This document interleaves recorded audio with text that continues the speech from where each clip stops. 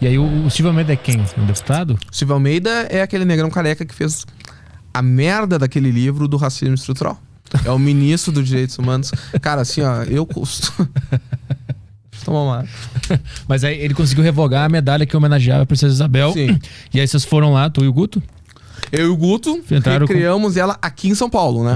Porque como ele é ministro, revogou a nível federal, né? Ah, entendi. Aí vocês criaram uma nova pra manter essa medalha, só que aqui no estado de São Paulo. Aqui no estado de São Paulo, exatamente. Ah, entendi. Um conflito bem ideológico e narrativo.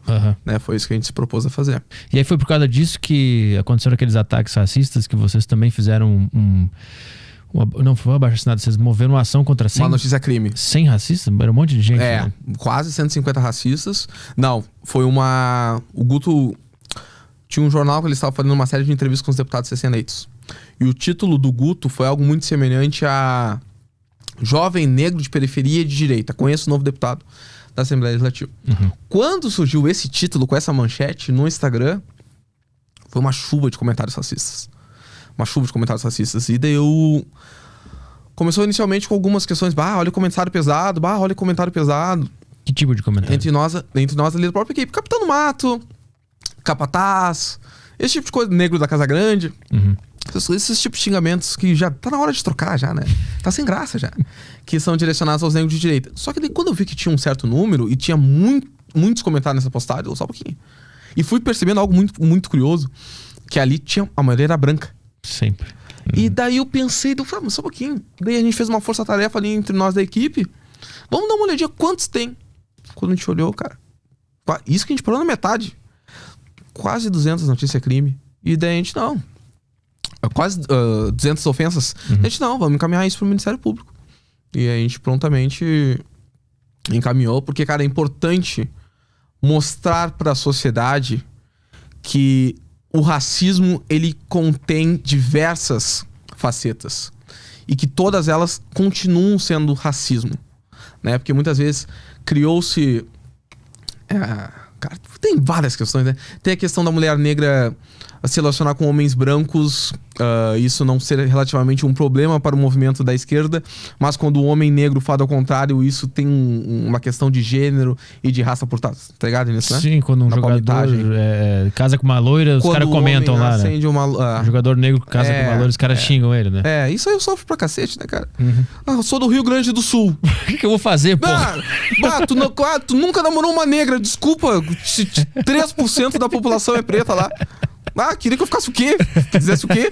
Celibato? Sabe? Só um pouquinho. Não tem como.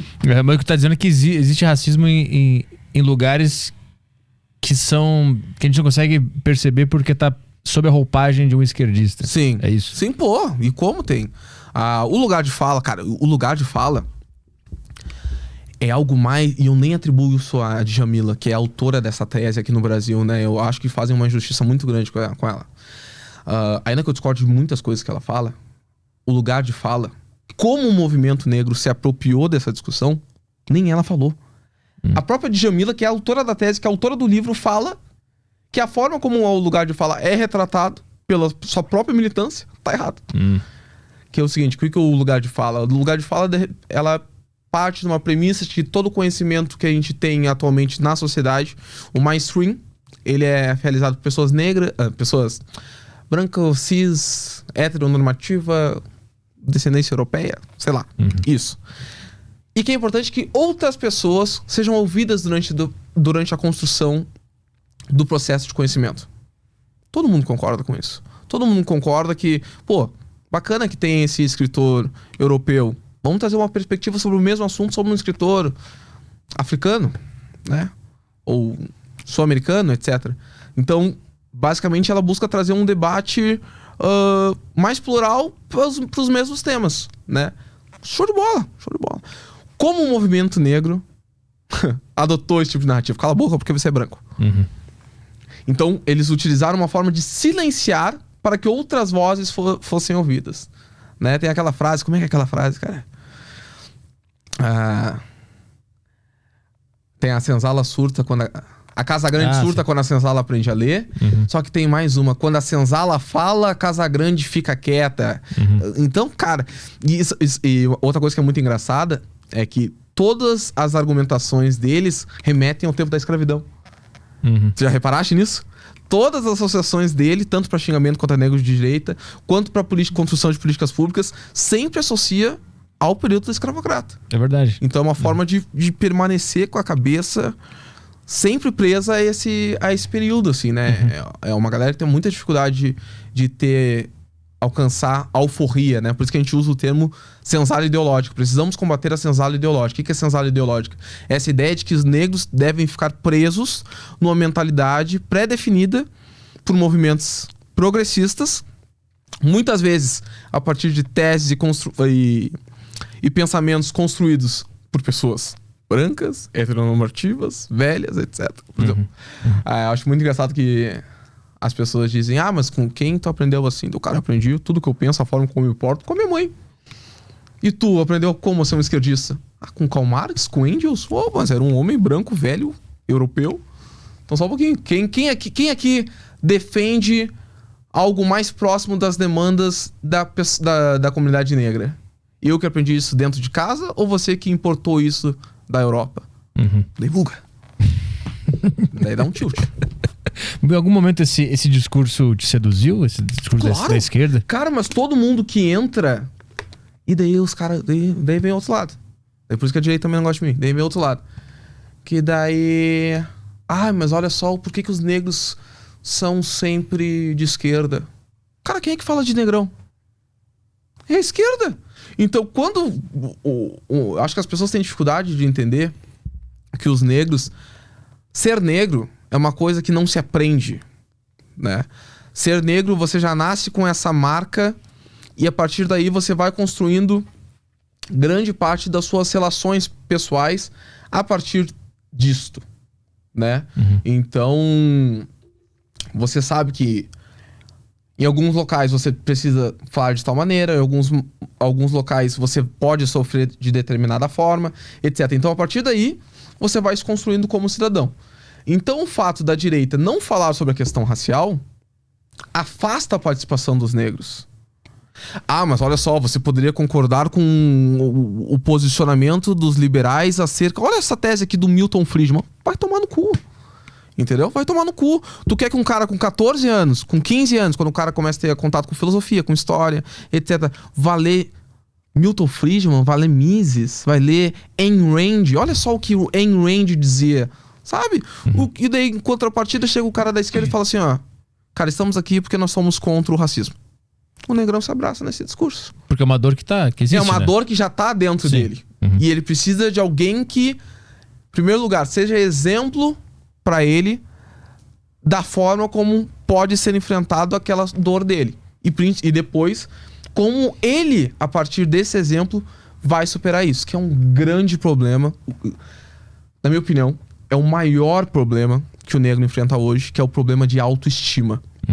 Porque a partir do momento que ele olha para essa figura negra, e essa figura negra, ela vem de um discurso dessa esquerda identitária, dessa esquerda progressista, que é um discurso de revanchismo, que é um discurso melancólico, esse cara negro, ele passa a perceber que para ele ocupar um espaço de poder, de relevância no debate público, preciso me tornar esse cara aí. Porque hoje não existe, de uma forma massiva, um movimento, uma produção acadêmica que mostra outra perspectiva para as pessoas negras enfrentarem o racismo. Então, como tá ali a esquerda, nadando de braçada, ela acaba levando esse jovem negro sem resistência nenhuma. Daí eu falo pra direita, mas daí vocês estão entregando esse jovem negro, enquanto vocês estão discutindo Ayn Rand, vocês estão entregando esse jovem negro periférico, esse jovem negro que muitas vezes deseja conhecer uma maior pluralidade de pensamento, de bandeja porque vocês não querem ser confundidos com a esquerda. Eu já ouvi esse discurso, cara, milhões de vezes. Falar sobre negro. Não, mas daí a gente vai estar sendo esquerdista, somos todos iguais. Não, tu vai estar sendo minimamente coerente e capaz de interpretar a forma como o teu país foi construído. Né? Que foi com pessoas negras. Eu sou contra essa tese de o país foi construído com racismo. Não gosto disso. Mas as relações raciais do Brasil atravessam todas as nossas relações culturais. As relações. Não o preconceito em si, né? Uhum. Eu imagino que o jovem negro, obviamente tu passou por isso, tu sente a dor do racismo quando tu começa a interagir com o mundo, né? E aí tu quer resolver aquela dor. Aí vem um discurso que tá falando diretamente com essa dor, você vai nele, né? Exatamente. Porque eu acho que a direita, ela leva o indivíduo, aquela noção do indivíduo muito à risca, né? Então ele não vê grupo, ele não vê cor, ele tem essas frases que não existe racismo, ninguém é branco ou preto, não vejo cor, etc. Então ele leva isso ao exagero, né? Cara, ele acaba ignorando uma questão que acontece no dia a dia do negro. Olha só que loucura. Quando eu comecei a me aproximar da direita, foi ali na universidade e tal. Foi durante um bullying universitário que eu sofri, né? Por muito tempo. Olha só que loucura, né? E quem assiste isso de direita quer me matar. Não, como assim? Eu comecei a pensar um pouco mais à direita e sobre outras perspectivas quando o Dória assumiu aqui em São Paulo. E na época, assim, o Dória era um cara que ameaçava o projeto do PT. Recente tinha começado, mas tinha ganhado as eleições. Tinha saído de 2%. Ganhar as eleições do Haddad no primeiro turno. Então é óbvio que todos os petistas estavam com medo daquilo que poderia vir a ser o Dória, né? No início de governo, e realmente ele foi muito bem no início. E eu dizia, cara, esse cara tem propostas interessantes. Eu lembro que ele, na época, estava sendo discutido um projeto de empregar pessoas, não sei se eram moradores de rua ou pessoas oriundas do sistema penal, né? Na Flyers Presidiário, né? Então pessoas oriundas do sistema penal que saíam de lá para ter outra oportunidade profissional. Ele contratou algumas marcas e tal, de alimentícios, etc, para inserir essas pessoas. Mas daí é subemprego. Cara, só um pouquinho. As pessoas dizem que não precisam. Não, mas daí tu tá vangloriando o subemprego. Então não, cara, pelo menos o cara vai poder ter um emprego, vai poder ter o início da ressocialização dele, né? E daí depois teve aquela polêmica toda da farinata, etc. Mas cara, talvez precise de alguns ajustes no projeto. Não, é o fim da picada. E daí me disseram, não, cara, tu é um não liberal. E na época isso aí pra mim, cara, xinga minha mãe, mas não me chama de não liberal. E daí não, porque tu é um não liberal. Não, cara, como assim? Não, tu é um não liberal, tu tá fortalecendo a participação da iniciativa privada, fazendo com que o Estado perca o poder sobre as pessoas. E daí eu, cara, não sou isso aí, não. E daí eu vou estudar essa merda de não liberalismo pra eu chegar aqui pra vocês e dizer que eu não sou. Eu era. Eles estavam certos.